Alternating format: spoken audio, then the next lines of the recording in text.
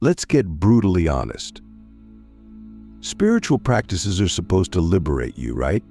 They're supposed to elevate you, help you transcend your struggles, and connect you to a higher truth. But what if I told you that the very practices you're relying on might actually be holding you back? Yes, the meditation, the affirmations, the rituals you cling to, they might not be helping you ascend but subtly working against you. And what's worse, you might not even realize it. Here's the uncomfortable truth: not all spiritual practices are inherently good. Just because something is labeled as spiritual doesn't mean it's going to transform your life. In fact, it can trap you deeper into the very illusions you're trying to escape. It's like quicksand pulling you down while you think you're climbing out. But why does this happen? How can something meant to free you become the very thing that chains you? Let's break it down. At the core of most spiritual practices is the idea of becoming, you're told, to become more peaceful, more enlightened, more abundant, more aligned. The problem with this is subtle, but it's massive. The moment you're chasing something, you're reinforcing the belief that you don't already have it. By trying to become, you're telling yourself and the universe that you're not enough as you are. And what happens when you broadcast that belief into the energy field? You manifest more experiences that confirm your lack. You meditate to find peace, but the very act of searching for peace reminds you of how chaotic you feel. You affirm abundance, but deep down, you're doing it because you feel broke. Do you see the trap? The very practice designed to elevate you is amplifying the vibration of the thing you're trying to escape. It gets deeper. Many spiritual practices create an identity, a spiritual persona that you begin to wear like a badge. You start thinking, I'm the person who meditates every morning. I'm the one who journals, who practices yoga, who burns sage and aligns my chakras. But this identity is just another mask, another ego construct. It gives you a sense of superiority, like you're more awake than others. But isn't that the opposite of what spirituality is supposed to teach? Click subscribe to this channel to get more profound insights. True spirituality dismantles ego, but the way many practices are approached today actually reinforce it. The ego just shapeshifts. It goes from I'm not good enough to I'm doing all the right spiritual things, so I must be better than those who aren't. And that subtle superiority creates separation, which is the very illusion we're meant to dissolve. Now, let's talk about dependency. This is one of the biggest ways spiritual practices can work against you. Have you ever felt anxious because you missed your morning meditation? Or guilty because you didn't have time to journal? These practices, which are supposed to bring you freedom, can start to feel like obligations or even crutches. When you rely on them to feel centered, you give your power away. You start believing that your peace, your alignment, your connection to the divine exists outside of you in the practice, the ritual, or the tool. But the truth is, all of that power is already within you. The practice is just a mirror, a reminder. The moment it becomes a dependency, it stops serving you and starts controlling you. Now, I know what you might be thinking, but aren't spiritual practices supposed to help us heal and grow? Yes, they are. But the way you approach them matters more than the practice itself. Are you meditating because you're running from your pain or because you're ready to face it? Are you affirming abundance from a place of desperation or from a place of knowing it's already yours? The energy behind your practice determines whether it elevates you or traps you.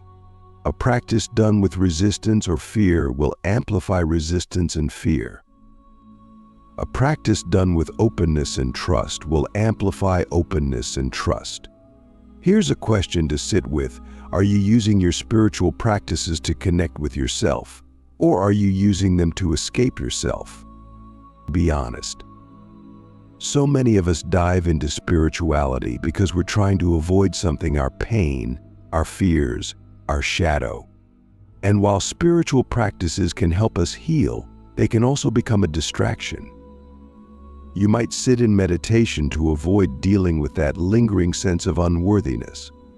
You might do breath work to suppress your anger instead of understanding it. But true spiritual growth isn't about bypassing the hard stuff.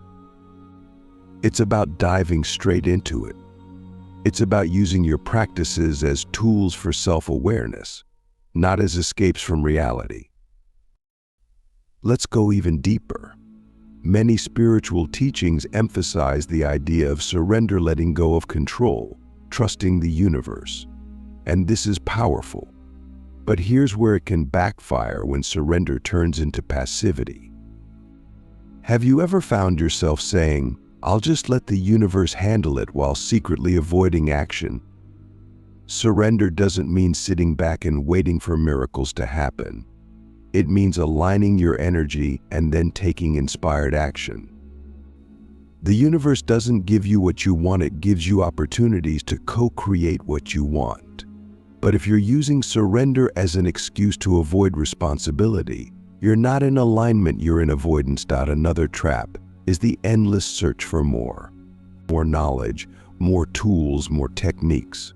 You hop from one spiritual teacher to another, from one workshop to the next, always looking for the missing piece. But the truth is, you're not missing anything. The answers you're seeking are already within you. The more you search outside of yourself, the more disconnected you become from your own inner wisdom. Spiritual growth doesn't come from collecting more practices, it comes from integrating the ones that truly resonate with your soul and letting go of the rest. So how do we shift this? How do we ensure our spiritual practices are working for us, not against us? The first step is awareness. Look at your practices with fresh eyes. Why are you doing them? What energy are you bringing to them? Are they helping you connect with your truth, or are they reinforcing your fears and doubts? Be brutally honest with yourself. This honesty is the foundation of true transformation. The second step is simplicity. You don't need a dozen practices to grow spiritually. You just need one or two that resonate deeply with you. Choose practices that make you feel expansive, not restricted. Practices that empower you, not ones you feel obligated to do. Remember, the goal isn't to become more spiritual, it's to become more you. And finally, let go of the need for perfection. Spiritual growth isn't linear. Some days you'll feel aligned, other days you won't. That's okay. The point isn't to stay at a high vibration all the time, it's to stay authentic. To meet yourself where you are, with compassion and curiosity. Breaking the spiritual ego, finding freedom beyond practices and personas. Let's expose something that's quietly sabotaging many on their spiritual path: the spiritual ego. It's deceptive, subtle, and often hidden behind the very practices we think are liberating us. The spiritual ego isn't the loud, boastful kind of arrogance we usually associate with the word ego. It's far more insidious. It disguises itself as enlightenment, as progress, as self-awareness. It whispers to you, you're more evolved than others because you meditate. You're more aligned because you've read all the books. You're more awakened because you've had profound spiritual experiences. But here's the truth: the spiritual ego isn't growth, it's a cage. The spiritual ego thrives on comparison. It takes something pure, like your desire to grow, and twists it into a need to feel superior. It feeds on the illusion that you're somehow ahead of others on this invisible path. But the moment you compare your spirituality to someone else's, you're no longer in alignment. True growth has nothing to do with being ahead or behind. There's no race, no finish line, no hierarchy. The spiritual ego creates these illusions to keep you trapped in its game. Think about this: how often do you judge others for not being as awake as you? How often do you feel frustrated when someone doesn't understand your perspective? That's the spiritual ego in action. It's not enlightenment, it's separation disguised as progress. Real spirituality doesn't separate, it unites. It doesn't judge, it accepts. It doesn't elevate you above others, it reminds you that there is no other. Here's the irony: the spiritual ego often thrives in the most spiritual spaces.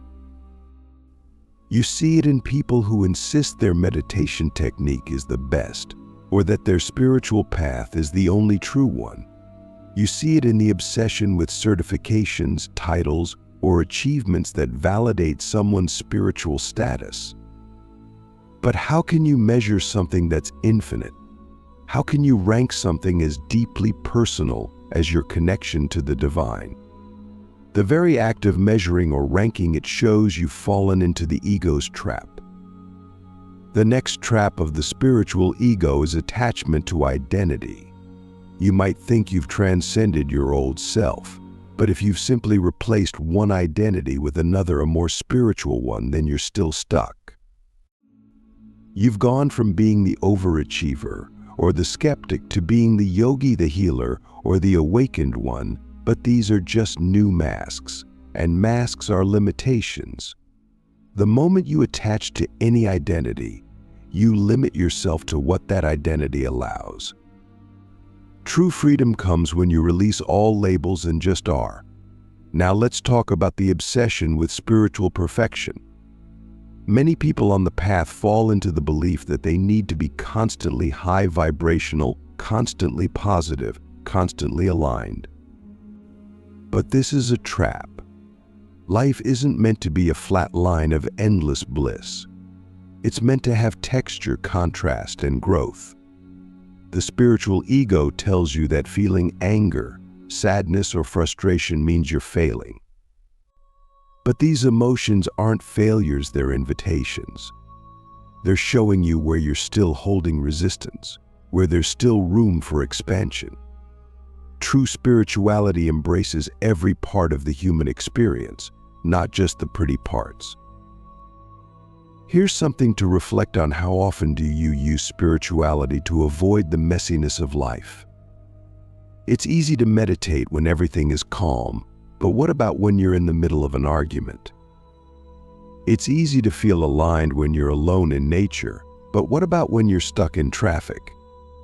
The spiritual ego convinces you that spirituality is something separate from daily life, something you do rather than something you are. But the truth is, spirituality isn't limited to your practices.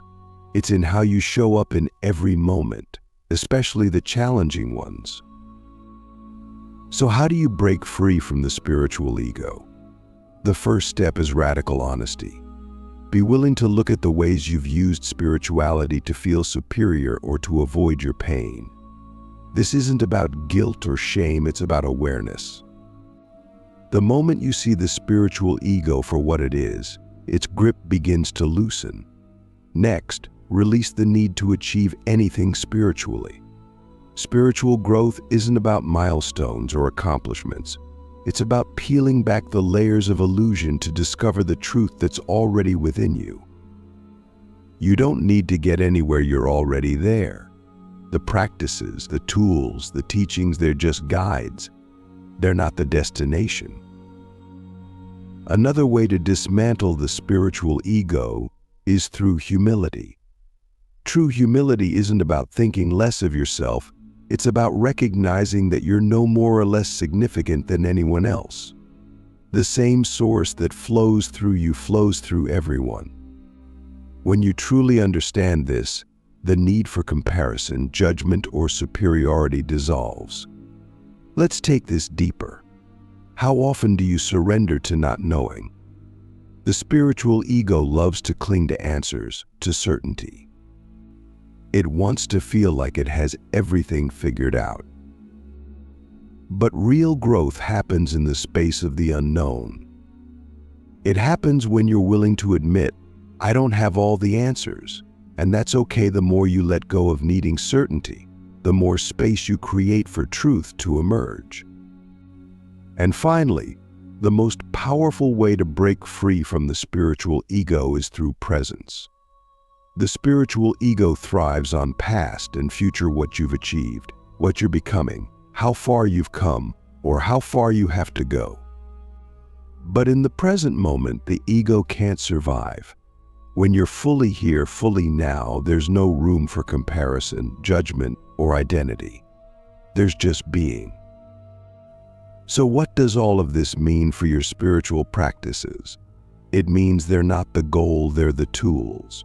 They're not meant to define you, they're meant to remind you of what you already are. And what you are is limitless, formless, infinite. You don't need to become anything. You just need to remember. Separation is the greatest illusion humanity clings to, and it's also the root of so much suffering. The belief that you are separate from others, separate from the world, separate from the source of all creation, that illusion is what keeps you feeling small, isolated, and disconnected. But here's the thing, separation isn't real. It's a story we've been telling ourselves for so long that we've started to believe it. And breaking free from this illusion is not just a concept, it's the essence of living in alignment with truth. Let's start with this: there's no me and you, there's no us and them. Those divisions exist only in the mind, and the mind loves to create categories because it thrives on control. It wants to label everything, define everything, and put it into neat little boxes. But reality isn't neat. There's no boundary where you end and the world begins. Science shows us this. Spirituality shows us this. Everything is energy, and energy doesn't recognize borders. The breath you just took was someone else's exhale. The food you eat came from the earth, which was nourished by the sun. You're not separate from anything, you're in constant exchange with everything. But here's where it gets tricky. Even when we intellectually understand oneness, we often don't live it. Why? Because the illusion of separation is deeply ingrained in how we experience life. We see others as competition. We feel threatened by differences. We think in terms of ownership: my life, my space, my time, without realizing that none of it has ever truly been ours. The illusion of mine keeps us locked in fear and scarcity. But the truth is, nothing is yours, and nothing is not yours. Everything just is. So how do we begin to live this truth? Start by looking at your relationships. How often do you see other people as reflections of yourself? Every person you meet, whether they inspire you or irritate you, is showing you something about your own energy. The traits you admire in others are the traits you've forgotten to celebrate in yourself. The traits you dislike in others are the traits you're resisting or suppressing within yourself. When you stop seeing people as separate and start seeing them as mirrors, everything changes. Conflict becomes an opportunity for growth. Connection becomes effortless. Judgment dissolves because you realize there's nothing to judge, only parts of yourself to understand. Now let's extend this to the world around you. How often do you see nature as something out there instead of something you're a part of? The trees, the rivers, the sky, they're not just scenery. They're part of your body, your breath, your being. When you walk through a forest, you're not walking through something separate from you. You're walking through yourself. When you drink water, it's not just sustaining you, it is you. The more you recognize this, the less you'll feel the need to dominate or exploit the world around you. You'll naturally act in harmony with it because you'll know that harming it is harming yourself. But here's the real challenge: how do you live in oneness when the world feels divided? When people are at odds, when systems are built on separation, when fear and conflict dominate the collective energy? The answer isn't to withdraw or isolate yourself. It's to stay connected to the truth, no matter what's happening around you. This doesn't mean ignoring the pain of the world. It means acknowledging it without getting lost in it. When you live in oneness, you don't fight against the darkness. You bring light to it. You don't resist what you don't like, you transform it by holding the vibration of what you want to see. Here's an example. If you're surrounded by people who are negative, it's easy to get pulled into their energy. But when you're rooted in oneness, you understand that their negativity isn't separate from you. It's part of the collective energy that you're connected to. Instead of reacting to it, you can shift it. You can hold a space of love so strong that it starts to dissolve the negativity around you. This isn't about bypassing reality or pretending everything is fine. It's about remembering that you have the power to influence the energy of the collective by how you show up in each moment. Living in oneness doesn't mean you lose your individuality. You're still a unique expression of the infinite, just as a wave is a unique expression of the ocean. But the wave never forgets it's part of the ocean. It doesn't compete with the other waves. It doesn't try to control the tide. It flows, knowing that its existence is inseparable from the whole. That's what living in oneness feels like. You don't lose yourself, you find yourself in everything. But let's address the resistance. There might be a part of you that says, "This sounds impossible. How can I live in oneness when the world is so chaotic, when people hurt each other, when there's so much division?" That resistance is natural. The mind struggles with oneness because it thrives on duality, good and bad, right and wrong, me and them.